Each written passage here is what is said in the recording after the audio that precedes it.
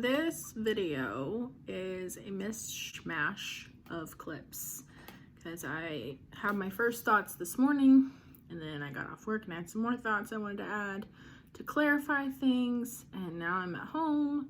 I hope that you let your guard down.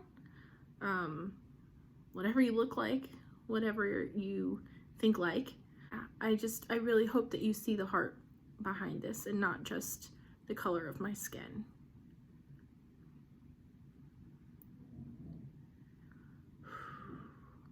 So here we go, a little snapshot into how Katrina is seeing the world. Hello. So the video, or the next clip you see of me, takes place before I go into work. This part takes place after I go to work. What happened to George Floyd is terrible, and that is not the way our police officers should conduct themselves. I need to say that specifically. Any unjust death is terrible and heartbreaking. So I felt like I should say that before I get into the rest of my video. It's hot. So, and I forgot to do my hair today, which is why I have the fun hair. Without further ado, here's the rest of what I said this morning. I love you, and I hope that you have a good day, and as the God would give you peace which surpasses all understanding. Good morning. I have to head into work, but I thought I'd record this video real quick while it's fresh. So, in case you weren't aware, there's a lot of unrest. There's a lot of anxiety. There's a lot of anger. There's a lot of fear.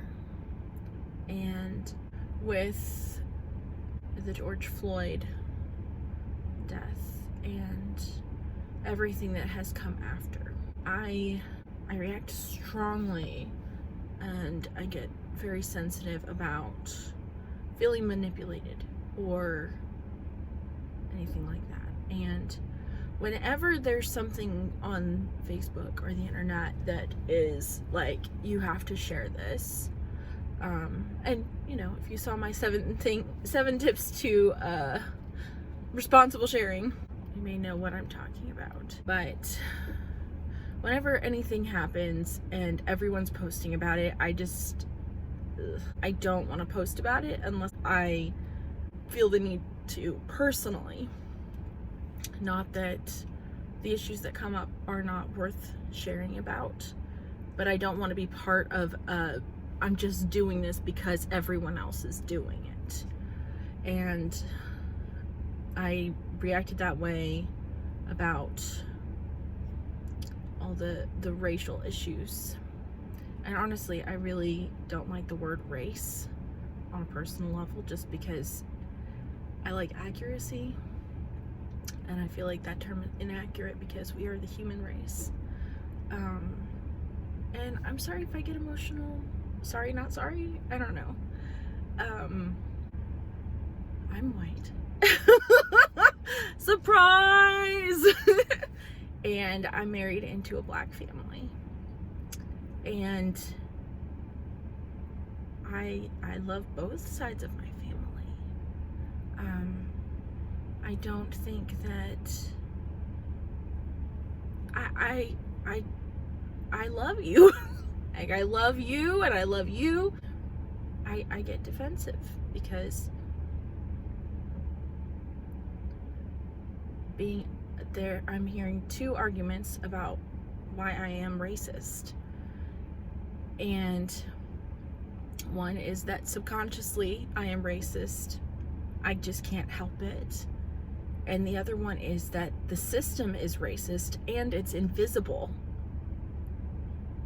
And I need to be able to, if we're going to talk about something like that, I need something I can talk to on a logical level.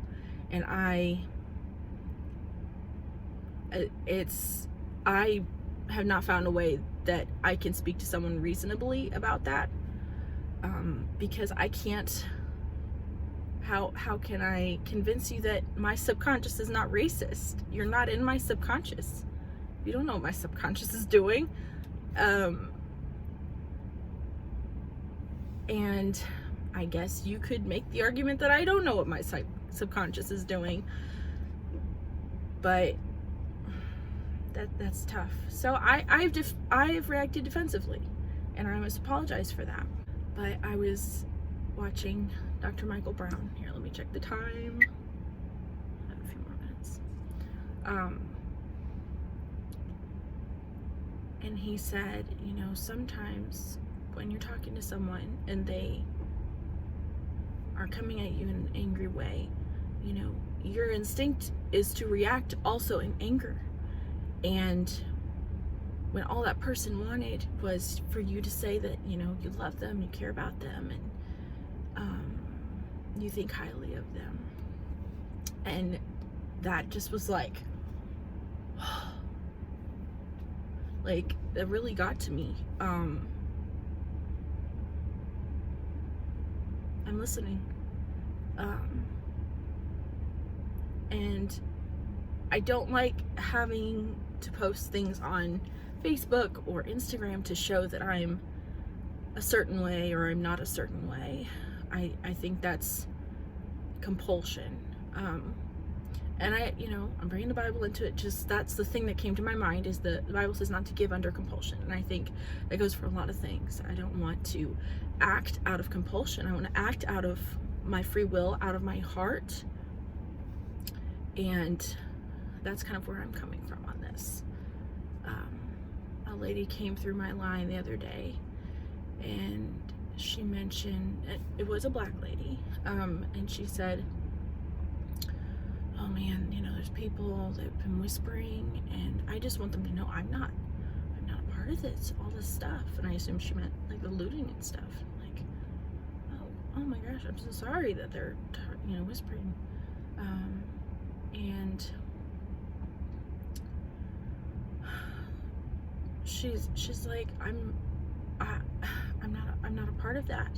And I was like, oh yeah, and we were able to have a conversation about this, and that made my whole day. I went to work because the last time I went to work, I had heard about a protest going on.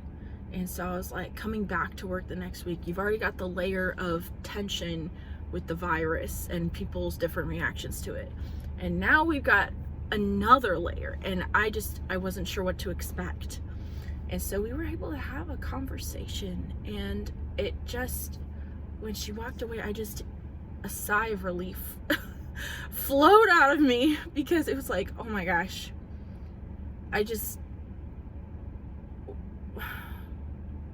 there doesn't have to be this unrest between you and me. We can have a conversation. You speak, I listen, I speak, you listen, and back and forth. That's a conversation. And there's just so many people out there screaming and telling people what they're doing, and they want to be heard, and I want to hear you. So let's have a conversation. I may not agree with everything that you say, and you may not agree with everything that I say. And that's just kind of how it is sometimes. But like she said, this woman said to me, she said, I don't know you, but I love you. And I said, and I you. Like, that's just how it should be. And that's where I'm at. And if you want to have a conversation with me and tell me where you're coming from, please do. The internet is it's an almost impossible place to have a conversation like that. Thanks for watching, and I love you. So have a good day.